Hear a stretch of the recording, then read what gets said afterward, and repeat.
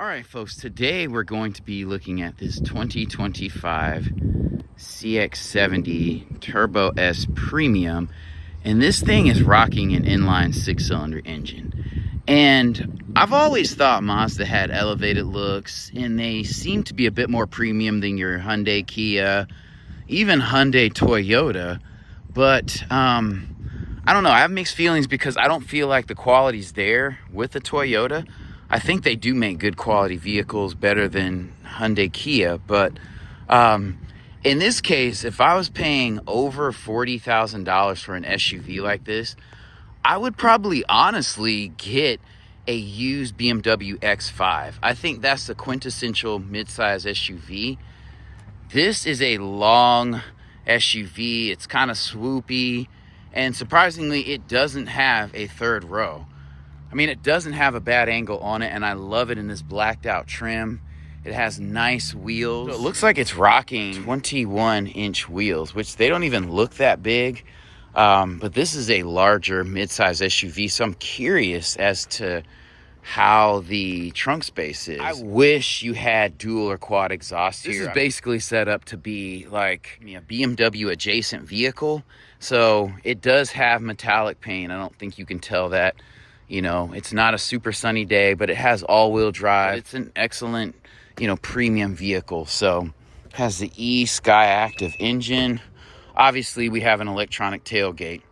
And like I said, before we look back here, I'm disappointed it does not have exposed exhaust.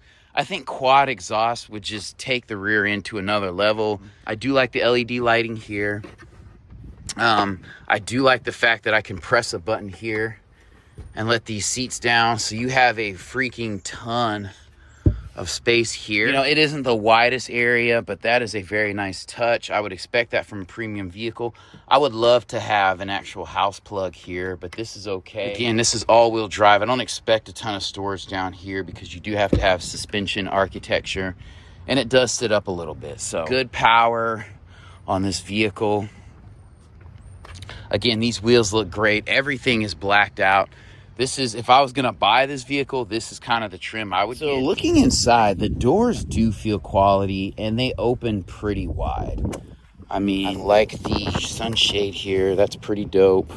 You have this faux carbon fiber here. You have some stitching here. The door is not doing too much. You have this kind of inlaid handle. I think Mercedes does that too. Like, the step up isn't crazy bad. It's a good ride height. Here's a look at the cabin here. I will say, I feel like I don't have as much space back here as I thought I would. Like, there is a little bit of a hump here because you have all-wheel drive.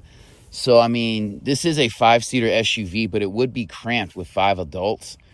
And so in that way, it is like a luxury vehicle. Its interior volume is not really a high priority, in my opinion. This is faux leather here, but you have a mat pocket here. I love the vents here.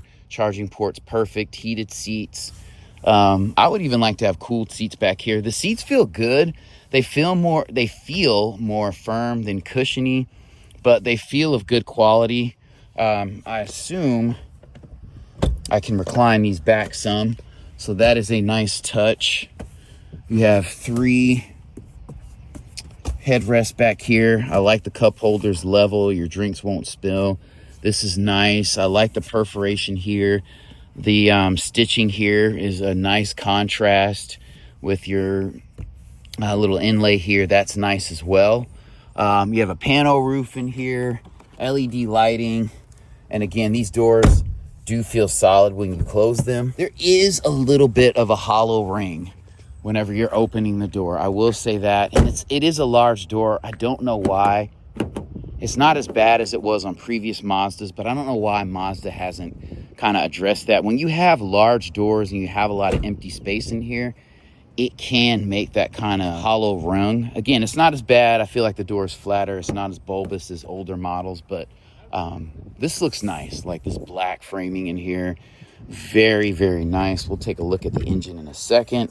It looks like you have all fully automatic windows. I am disappointed you don't have memory seats in here. I'm sure that's probably an option, but just throw everything in this vehicle. You have Bose audio. Again, the door setup is nice, very well designed. I would like a flat bottom steering wheel, if I'm being honest. I'm sure that's an option too. You have radar cruise control, lane keep assist, paddles, nice vent placement here. It sticks out. 360 cameras, because you have cameras on the side mirrors. That's nice. Okay, I guess you do have memory seating here. iStop, traction control, park assist. All the options that you could want are in this vehicle. This steering wheel is like a variation of like the 20 teens, but you can still tell it's quintessential Mazda. Nothing wrong with it. This is a faux leather here. You have an all digital display. Your wiper stuff is here. It is tilt and telescoping, which is dope. You can see it through here. That's nice. This is a good size steering wheel for this vehicle. Paddles are plastic, but they feel solid. I'm always a fan of the nubby shifter because we're not doing the cable linkage thing anymore. So why are we even fooling ourselves with full-size shifters or even three-quarter size? You have heated and cooled seats, heated steering wheel, dope. Carbon fiber, faux carbon fiber overlay here, which is nice. Wireless charging, cigarette lighter charging. I do like that these buttons are very straightforward. They didn't go super capacitive like Cadillac or in some Mercedes or BMW. The push button is nice. You could almost put that here, and I'd like it a little bit better. You do have navigation in this thing, as you can see by this little logo here or icon. Again, a lot of buttonry here. This is a 2025, and the ease of use is so nice. You could get in this vehicle. You know, if it's your husband or your wife's car and they don't drive it super often, they can get in and not be confused and have to figure things out, which is nice. This button here opens like a Mercedes. You don't have a ton of space in here, but you do have 2 USB-C ports, which is nice. The seating is firm, and this is a good ride height. It's a medium ride height. Like, I'm not sitting super high up over the bonnet, but a decent amount to where I can see pretty well. And this is beating the Pathfinder that you see in front of you in the looks department. Again, not doing too much. Sometimes less is more. You know, this is a nice screen. I don't like the fact that it's recessed, but then it doesn't look as tacked on. You have your damped, inlined glove compartment here. And I love the vent placement. This is great. These can blow directly back, or you can turn them towards you here. Very, very nice. Like, no complaints in this cabin at all. Like, this definitely feels like a premium vehicle. LED lighting here. You know, you have your light here. This slides out. Feels good. The headliner feels good. It's not like Alcantara or anything. But again, this isn't a Porsche. So that is okay in my book. And this knob feels solid. I forgot to mention that.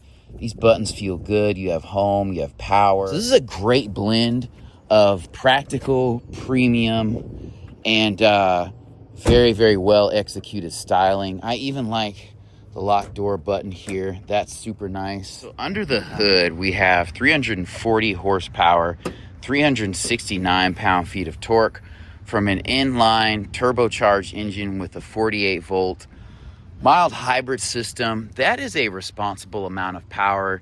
Even though there's a lot of complexity there, I feel like they could have extracted that out of the inline six and not done the mild hybrid. But honestly, I've seen this, especially I go somewhere frequently where there's a parking garage, and I've noticed when cars are like cruising in and out, maybe 15, 20 miles an hour, they're so quiet with these mild hybrid systems because they can ride, you know, at lower speeds like that. So that is a good amount of power, especially with all-wheel drive. You know, with it being turbocharged and having electric power, it's going to be more instant, a bit more constant. And I like that this is buttoned up here. Like, this is a premium look and a good-looking compartment. You can change your airbox here. So Mazda is a more responsible manufacturer. I love the heat shielding here. And then also, when you pop the hood, it's right here in the middle. So easy to flip up. You don't have to figure anything out. It has struts. Like, this is a very, very good looking vehicle. This is probably best non-luxury midsize SUV on the market. Kind of reminds me of a Mercedes in the front, just the way it's squared off, but it's rounded and it has some creases. and it's wide and it sits low. And so you can tell this is not made for off-roading. I mean, the skirting comes down pretty low. I could see this getting chipped up. So I'd want some sort of PPF or some sort of clear bra on that, really over the front of this whole engine. Even the lights, like with them being recessed, I hate to see a rock come up and kind of clip that. But very well done. Like, the turn signal indicators are in here. That's nice. The grill isn't too big. They didn't overdo the headlights. Like, these are small, but they're definitely classy looking. Sometimes, like, manufacturers do these massive looking headlights, which don't go very well. But overall, a very nice vehicle. I still believe I would get a used X5 or a GLE, especially when we're talking about over 40. And I know those require more maintenance and things like that, but you gotta, if you're paying over 40,000 for an SUV,